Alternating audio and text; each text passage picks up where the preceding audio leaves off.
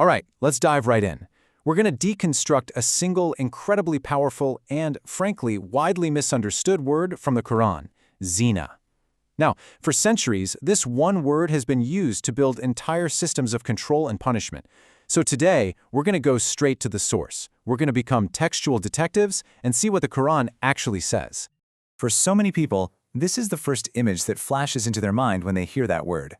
The common understanding, especially for married people, is death by stoning. It's a brutal, shocking punishment that has literally shaped laws and lives for centuries.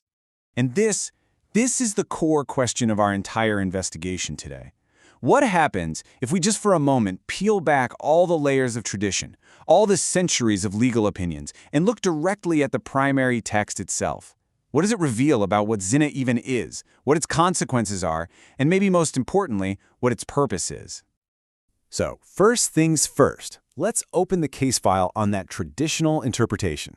You know, before we can challenge an idea, we have to understand exactly what it is we're looking at. So here's the traditional view in a nutshell. Zina is defined simply as a physical act, any sexual intercourse that happens outside of a legal marriage contract. The focus becomes criminal. The consequence? Severe physical punishment. And the result of all this is these huge, elaborate religious legal systems built to control sexuality, often through fear and shame, systems that, let's be honest, have historically hit women the hardest. Okay, now let's set that framework to the side. It's time to get to the primary evidence. We're going to look at the key verses where the word Zinā actually appears in the Quran and build our case from the ground up, based only on what the text itself says.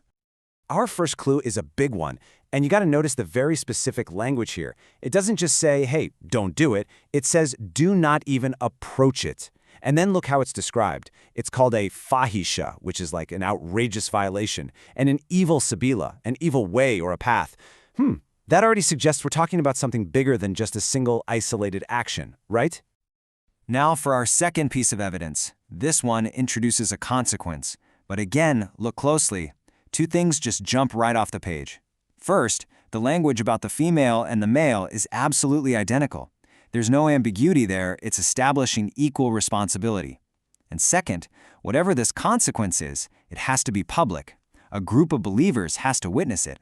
That's a really interesting detail. And get this, in other places, the Quran put Zinā in some very serious company. We're talking about it being listed right alongside the heaviest violations imaginable. Things like associating partners with God or unlawful killing. This tells you that from the text's point of view, this is a massive breach of the social and spiritual fabric. Okay, so to really make sense of this evidence, we have to zoom in. We have to decode the specific Arabic terms that the Quran is using. Honestly, these words are the keys that unlock the entire concept. Remember that word fahisha from our first clue? Well, it doesn't just mean sinful or wrong. The root of the word implies something that is just grossly excessive, something outrageous that shatters the proper bounds of things. So Zinā isn't just seen as a mistake, it's seen as an outrage against the very nature of healthy human relationships. And this one? Oh, this one is a game changer. Zinā is called a sabila, a path, a way, a whole system of behavior. This makes it crystal clear that the Quran isn't just talking about a single physical act. It's warning against an entire behavioral pattern, a lifestyle that is inherently deceptive and destructive. So, that begs the question, right? If Zinā is this deceptive, unstable path, then what's the alternative? To really get what's wrong with it, we need to understand the Quran's positive vision for relationships. What's the opposite of Zinā? The text paints this incredibly vivid contrast. It's like night and day. On one side, you've got the path of Zinā, what we could call a thin connection. It's all about low commitment, high secrecy, and basically zero accountability. And on the other side, you have the bond of nikah, described as a thick covenant. And this is all about high commitment, total transparency, and mutual accountability. And the Quran has a specific, powerful term for this true partnership, mithaqan ghalidha, a thick covenant. That word, ghalidha, it means thick, heavy, substantial, firm. This isn't some casual, flimsy agreement you can just toss aside. It signifies a solemn bond of trust, of mutual protection, of deep responsibility. So what's the whole point of this thick covenant? Well, the Quran says it's to find sukoon. It's a beautiful word. It means tranquility, stillness, a deep stability. It's a place of rest where you can actually grow. And that state of peaceful security is the literal functional opposite of the secretive, agitated, and unstable path of Zinā.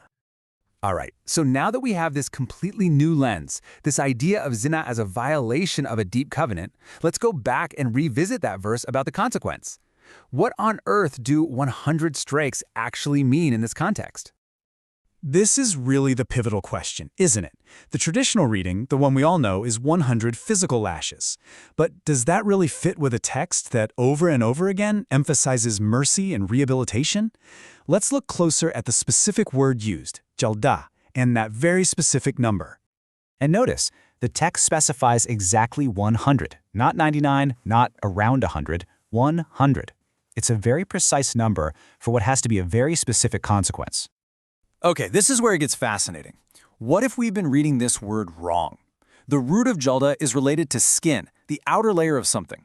So instead of a physical lashing, could this be pointing to a public, social consequence? Could it mean a stripping away of one's social thick skin, a loss of public standing and honor? A community rebuke witnessed by all, designed to expose the breach of trust, not to physically brutalize someone. And here it is. This is the clincher. In another passage talking about a similar kind of violation, the Quran says flat out that if the two people involved repent and reform their behavior, then they are to be left alone. The consequence ends. Now, what does that tell you? It shows the goal isn't permanent punishment or shame. It's not about vengeance. The goal is rehabilitation. It's about bringing people back into the community fold. So, after looking at all the evidence, the specific language, the context, the overarching themes of the text, where does our investigation land? What's the final verdict? When you lay it all out like this, side by side, the contrast is, well, it's stark. The traditional view really is a system of legal control focused on punishment. But what we seem to find in the Quranic text is a framework for relational ethics. It's focused on protecting commitment, on human dignity, and on the overall health of the entire community. And look, this isn't just some abstract academic debate. This rereading changes everything. It means that first and foremost, stoning has absolutely zero basis in the Quranic text. Full stop. It shifts our focus away from just a legal piece of paper and onto the actual quality of our human commitments. It champions rehabilitation over revenge, it promotes dignity, prevents exploitation, and powerfully establishes men and women as equal, responsible partners. And that really leaves us with one final big question to think about. What is the true purpose of guidance? Is it to create systems for punishment and for controlling people? Or is it to provide a framework for human protection, for mutual respect, and for allowing us to flourish? The text is there for all of us to read. The choice in how we understand it, well, that's ours.